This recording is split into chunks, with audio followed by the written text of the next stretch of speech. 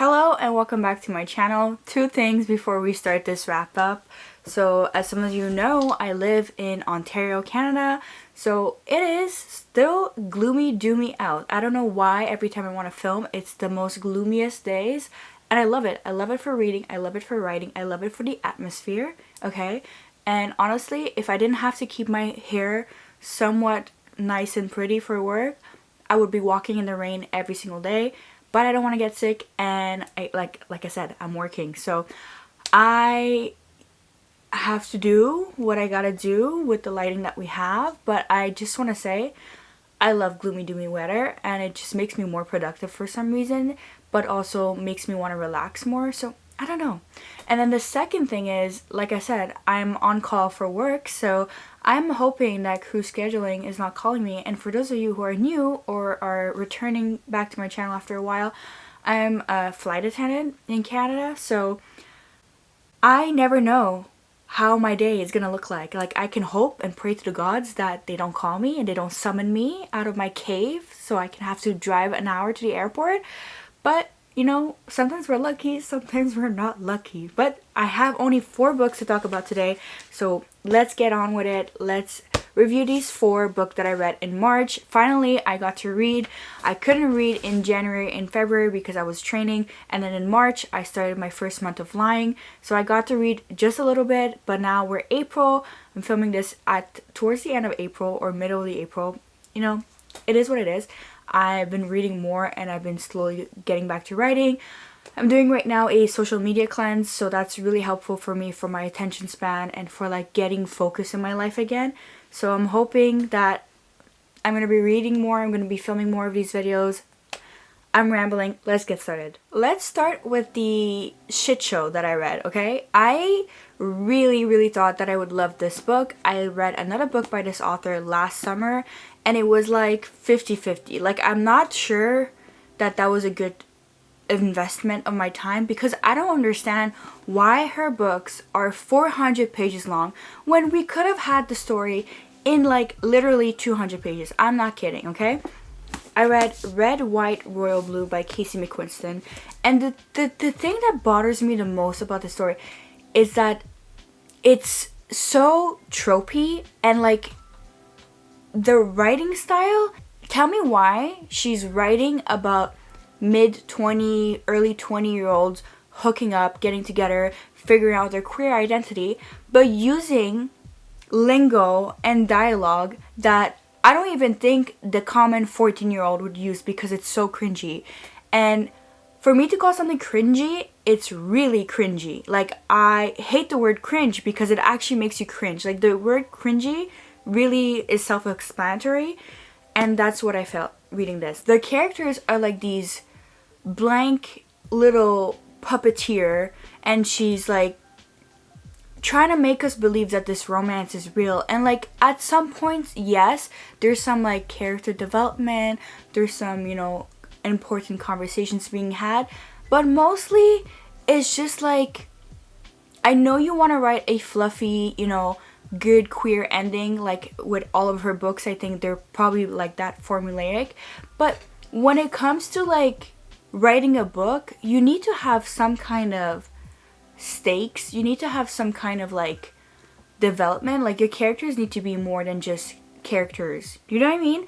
And I feel like the main character, especially Alex, he just got everything handed to him. Like, he would be like, oh, I'm struggling so hard with like, you know, working for the office, and then like literally like a page later he gets the position that he wants, you know? Like, it's just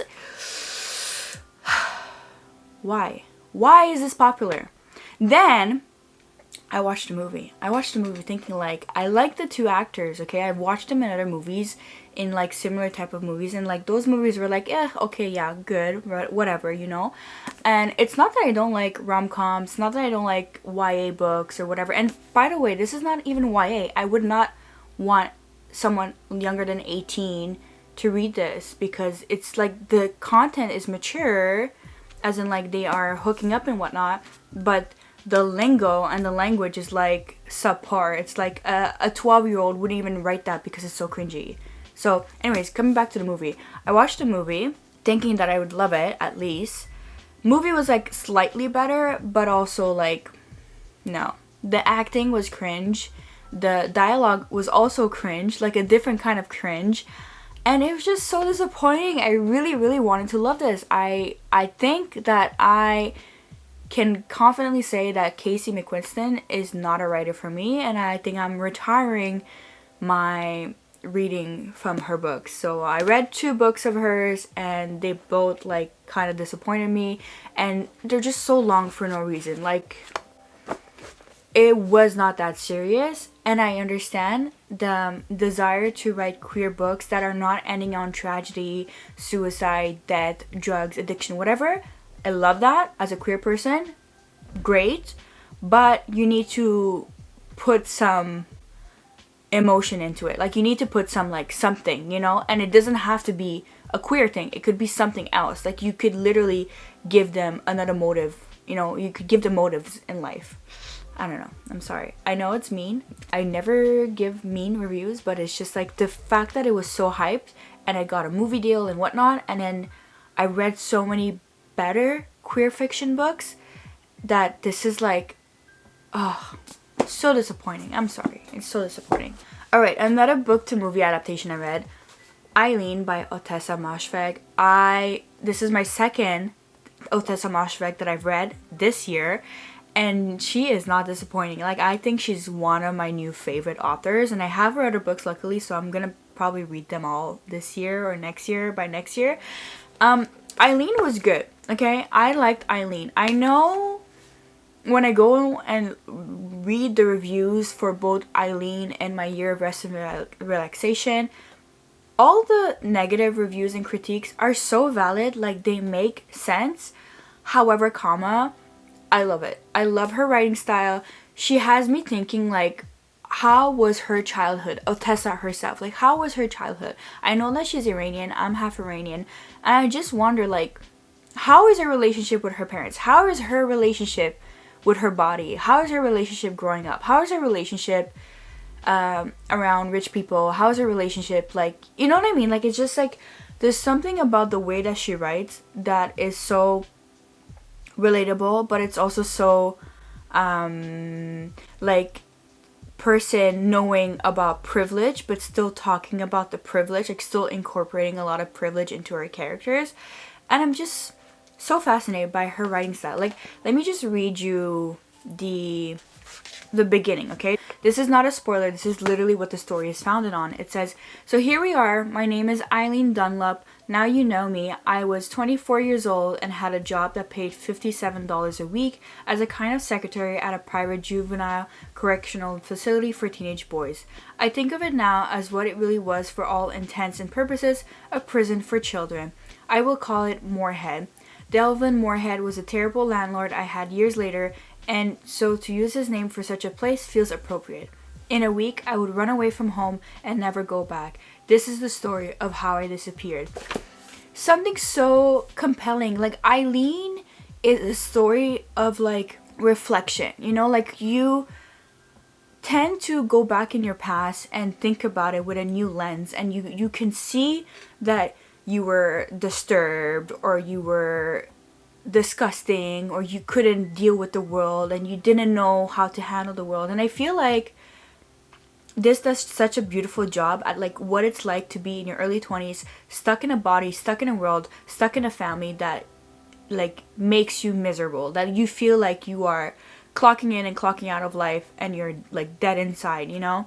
And I found that, like, the complexity of the relationship between Eileen and her father, it was really symptomatic of the work that she was doing at the juvenile detention, because at the core, the story is about how children grow up and how they become the way that they become, right? And then at some point when you reach adulthood, like Eileen, I think towards the end, she's, like, kind of transitioning into a woman. You figure out that, like, you cannot replace, correct, or change the past. You cannot change your parents. You cannot change your, you know, upbringing.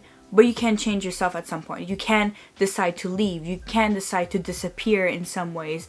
And for that, I feel like this was such a compelling and great book to read. as someone who's also in my mid-20s and have a lot of trauma and whatnot that I'm working through the last few years, like when I go back and look at myself when I was 21, 22 and younger, I could see a lot of Eileen in myself, and it's not a thing that you want to admit. It's not a thing that's beautiful or lovely to admit, because she is an unlikable character and she knows that, right? Anyways, highly recommend. I watched a movie with Anne Hathaway and another actress, a young actress. She was really fantastic. Like, I feel like she really did embody Eileen's like demeanor.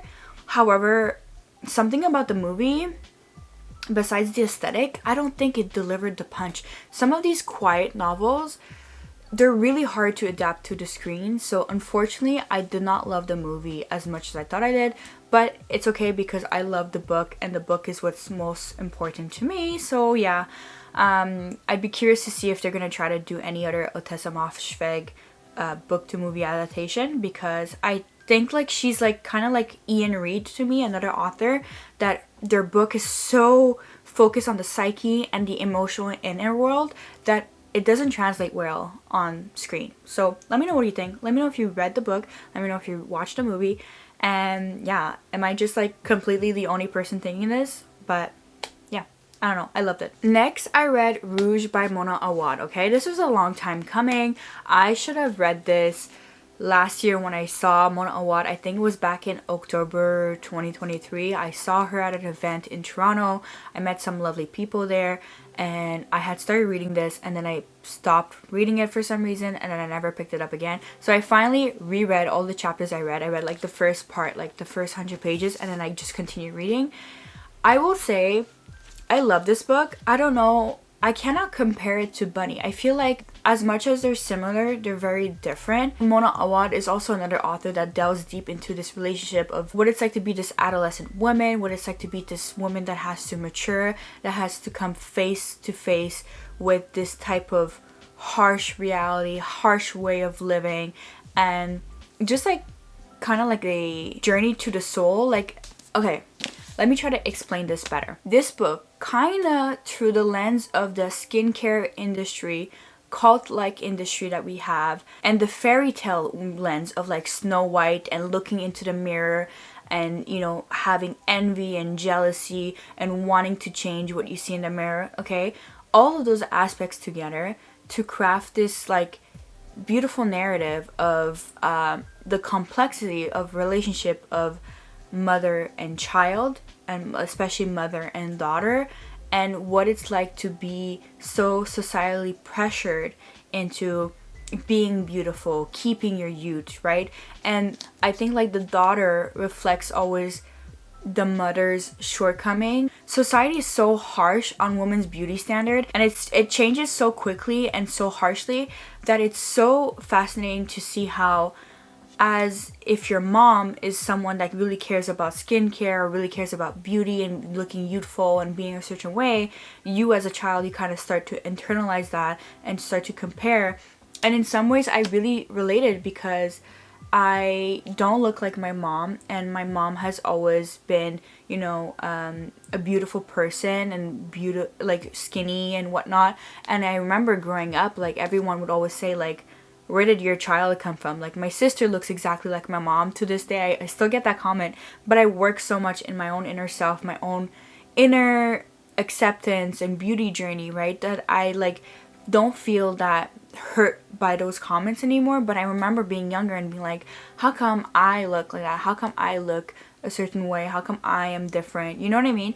And in some way, like, this connection between mother and daughter gets warped, because moms want to protect you, but they also go about it a different way. I just think that this book was so unique. Like, I could not think of anyone else being able to write a book like this, okay? Like, to critique something so relevant and modern, but also putting in a context of a fairy tale, but also putting in a societal, social media context that's really real, you know, it's just fascinating to me. I really don't want to spoil anything. I don't want to keep on going because I'm going to start spoiling. So I'm going to write a more cohesive review on my second blog at some point. I highly recommend this if you like societal commentary, if you like cults, if you like the skincare industry, if you like complex mother-daughter relationship, if you like tales about grief and transformation. This is definitely one to pick up. Then I finally read and finished reading The Joy of Pain, also known as Schadenfreude, then The Dark Side of Human Nature by Richard H. Smith. And this was a short book, but it kind of read very slowly. And I'm gonna be honest, I thought I would love this. I've had this on my shelf for like at least 6 years or something. And I picked it up last summer and I finally finished it in March. And it was good. Like, I do think I've learned certain things, but it wasn't as in-depth, or like it wasn't as fascinating. Like I would find myself reading certain chapters and be like, okay, are we there yet? Like, what's going on? Like, are we gonna, you know, just keep talking about the same example? Like, can we not like view more scientific, you know, research behind why we engage in Schadenfreude? But I will say, like, it is still an interesting read. I did still learn a few things that I tabbed here. And just to explain what Schadenfreude is, I'm not gonna try to explain it from my own mouth. I'm just gonna take the lazy way out and read it from the book, okay? Schadenfreude is a German word for shameful joy, taking pleasure in the suffering of others. So basically, it's like when you see someone that you don't like kind of get what they deserve, and then you feel good about that. Like, that literally, like, you cannot say you've never experienced Schadenfreude, because it's literally part of the human experience. You know, like if you watched American Idol, if you watched The Simpsons, if you watch all these other, like To Catch a Predator, these are the examples that he talks about. You feel a certain level of Schadenfreude, especially when it's deserving, and sometimes when it's not deserving. So when you see, like, for example, he was talking about when you see two students, okay, one is well off, one is not, okay. The student that is well off, if they succeed academically, and then the other student that's not well off, and if they succeed academically, so they're both succeeding academically. If this student that's well off and succeeding falls off, we experience more Schadenfreude, so like shameful joy at seeing that. And like that, you can also think of this in celebrity. Like, we love celebrity gossip, we love to see celebrity that have it all fall off the rails in some shameful way, especially if we don't like that celebrity.